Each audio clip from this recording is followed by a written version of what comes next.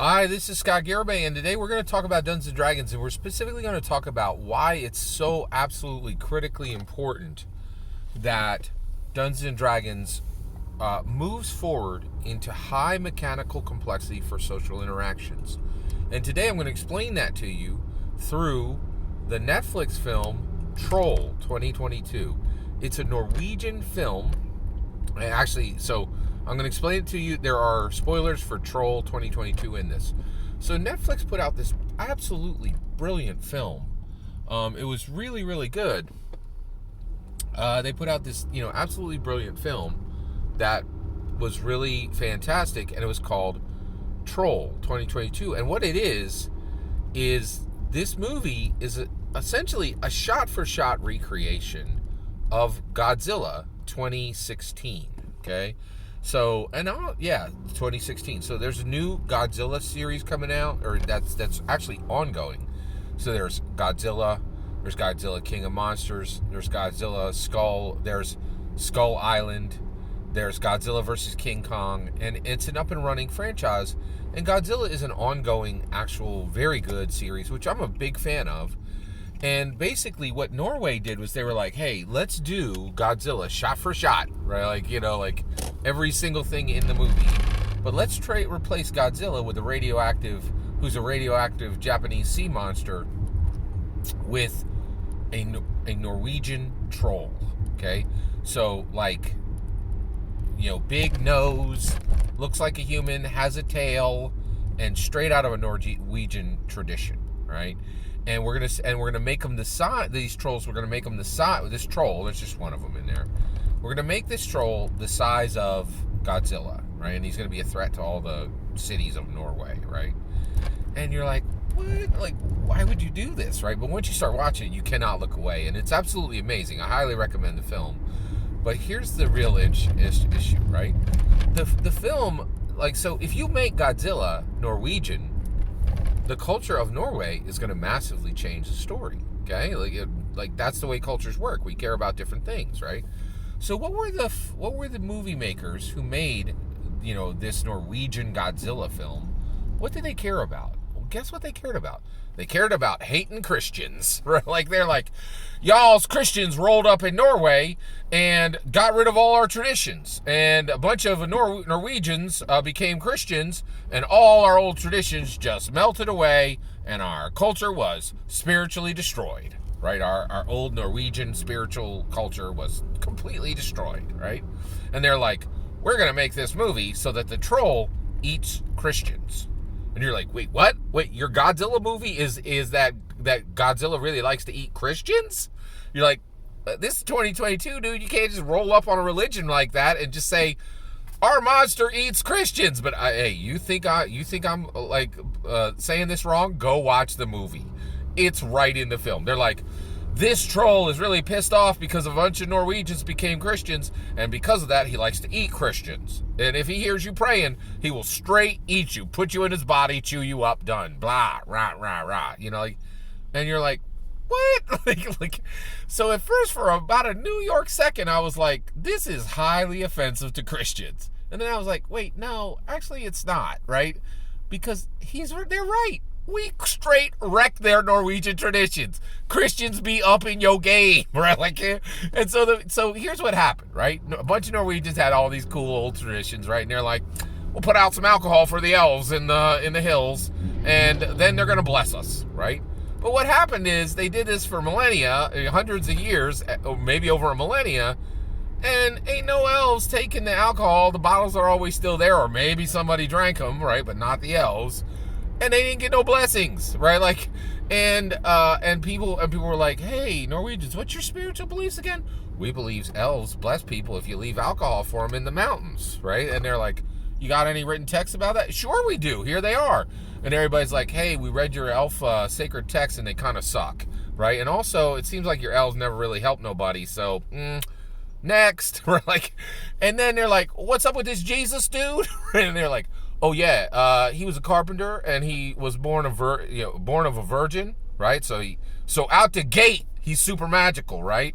And then he did a whole bunch of miracles, right? That like 500 people saw. And not only is it in the Christian Bible, but it's in a bunch of Josephus and a whole bunch of other like major historical records that ain't even Christian. And they're like, oh yeah, this dude rolled hard and he did some weird stuff. Right? And also when I read the book, it was like, if you pray to God, you'll be saved. And then I was saved. And then I started praying, and actually prayers were coming true, but also like just following, obeying the word, like helped me be cleaner, like literally physically cleaner, and then spiritually cleaner. And like every single word in there seems to be blessing my life in 100 different ways. Not like your little elves with the mountains and the alcohol left in the mountains, right? This dude's for realsies.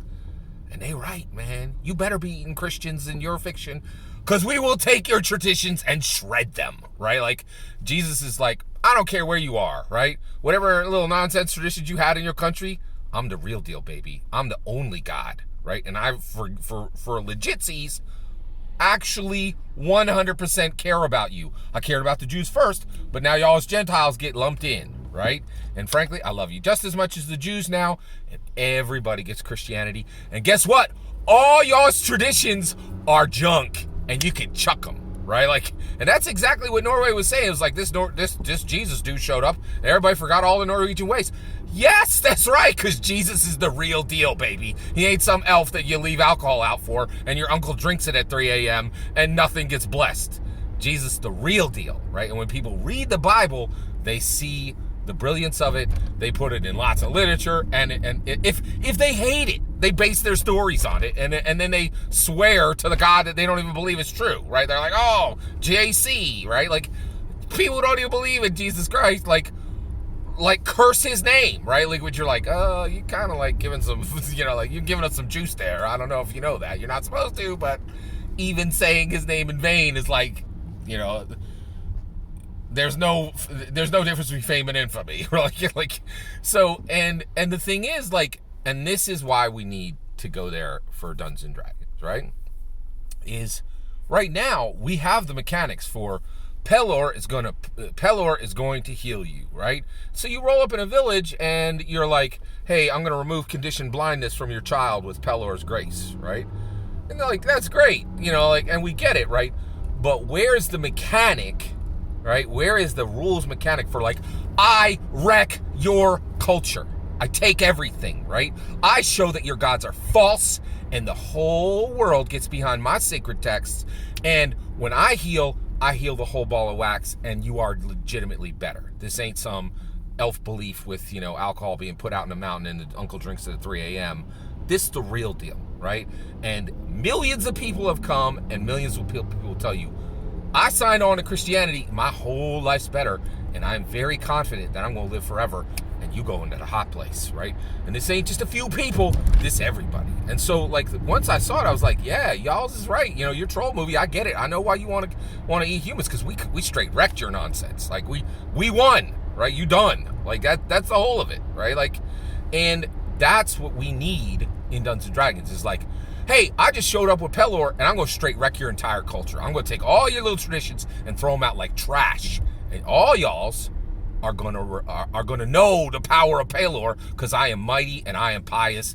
And Pelor be up in this place, and all your junk is nothing compared to Pelor, right? There's no rules mechanic for that, right? And that's okay. And the reason why is Dungeons and Dragons is only 48 years old, right? And a man and Gary Gygax came in and he said, hey, humans, I'm going to make you better. In my humble opinion, that's the whole reason he created Dungeons & Dragons, right? And he goes, the first way I'm going to interact with you is through combat, because y'all still hitting each other with sticks, and you're still getting matured, right? But here we are in 2021, Amanda Heyman, like, let's open the next gate. Let's get high rules mechanics on social interaction. And that opens the gate for, no. We ain't talking about a couple healing spells. I'm talking about taking your whole culture, baby, and throwing it in the trash, taking every spiritual tradition you have and wrecking it. And that's what this movie Troll is about. They're like, Jesus came to Norway and all our stuff got wrecked. Like, we lost everybody. Everybody forgot about the trolls, forgot about the elves, forgot about all our spiritual traditions, and Jesus Christ just dunked on our entire tradition, right?